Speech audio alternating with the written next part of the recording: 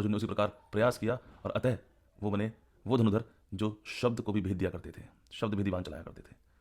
अंधेरा हो, बस उन्हें कोई आवाज़ सुनाई दे जाए, उस आवाज़ को माप के नाप। आज हम बात करेंगे एक बहुत ही इंपॉर्टेंट मुद्दे पे, और मैंने ये चीज़ नोटिस की कि अगर कोई प्रोफेशनल किसी भी फील्ड का थोड़ा सा भी एम्बिशियस है तो वो अपनी एबिलिटीज़ को प्रूव करना चाहता है, and they wanted to touch the greatest point of success in their field. ऐसा वो सोच पाते हैं, कर पाते हैं, क्यों? क्योंकि उनकी लाइफ में डेफिनेटली आप जैसा कोई ग्रेट टीचर आया होगा।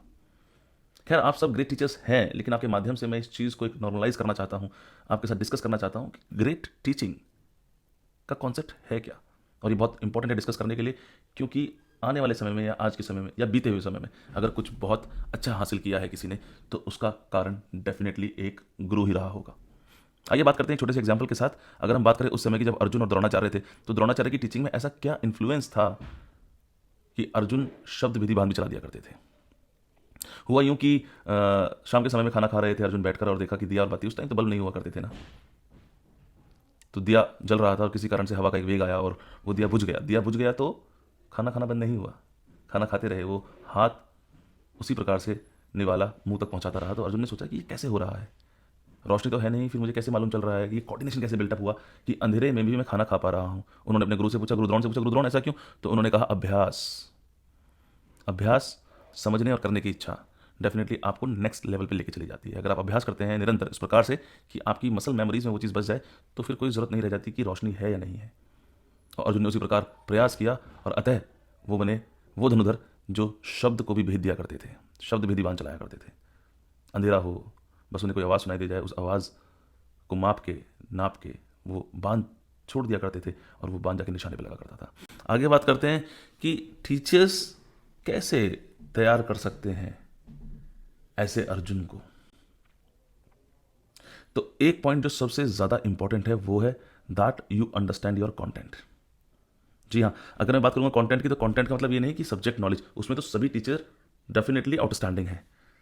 भाई किसी भी विषय में, किसी भी टॉपिक के बारे में अगर आप किसी टीचर से बात करेंगे जिसमें उनका स्पेशलाइजेशन है, तो डेफिनेटली वो चूक नहीं करेंगे, वो बेस्ट होंगे उसमें। लेकिन ये कंटेंट सीमित है सिर्फ उस सब्जेक्ट कंटेंट तक या उस टॉपिक की नॉलेज तक। बस यही आज संक्षिप्त करना चाहूँगा इस वीडियो में, और आगे बताना चाहूँगा आपको कि कंटेंट का मतलब is not about that particular topic और दैट पर्टिकुलर सब्जेक्ट। कंटेंट का मतलब डिफरेंशिएशन भी है, कंटेंट का मतलब स्टूडेंट स्ट्रेटजीज भी है, कंटेंट का मतलब that you understand what resources are required to achieve your target.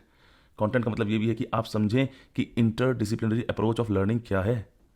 और इसी संदर्भ में आगे बढ़ते हुए आपको ये समझना जरूरी है कि आपकी क्लास का पार्टिसिपेशन या एंगेजमेंट कैसा आ रहा है, और वो सब पॉसिबल हो पाएगा जब आप कंटेंट की थ्योरी को एग्जैक्टली समझेंगे। आइए बात करते हैं।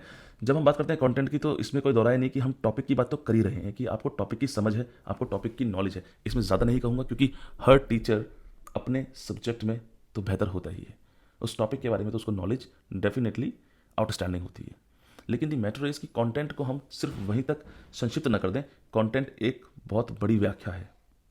समझाने की कोशिश करता हूं कि आपको कंटेंट में यह भी मालूम होना चाहिए कि स्टूडेंट्स के सामने आज आप कौन सी स्ट्रेटजी लगाएंगे।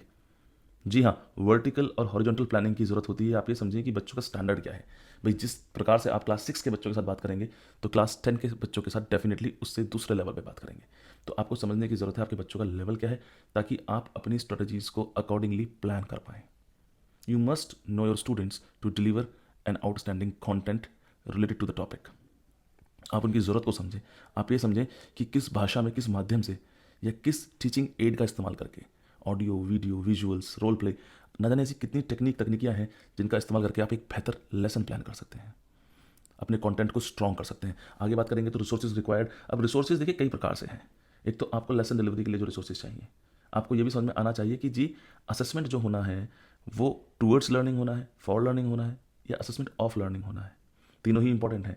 जब आप किसी टॉपिक को डिलीवर कर रहे हैं, तो आपके कंटेंट में ये भी क्लियरिटी आनी चाहिए कि when you are asking questions, वो क्वेश्चंस आप ये जानने के लिए कर रहे हैं कि लर्निंग जर्नी कैसी चल रही है, या ये जानने के लिए कर रहे हैं कि कितना बच्चे सीख पाए हैं, या ये जानने के लिए कर रहे हैं कितना बच्चों को आता है। तो अपने क्वेश्चंस को, अपने असेसमेंट टेक्निक्स के कंटेंट को आप इतना नरिश करें, इतना फ्रूटफुल बनाएं कि उसमें क्लियरिटी आ जाए कि आपकी जो लर्निंग जर्नी है आपके बच्चों के साथ, वो टूवर्ड्स द टारगेट चल रही है, या आप देखना चाह रहे हैं बच्चों ने क्या सीखा है, it is assessment of learning या असेसमेंट फॉर लर्निंग।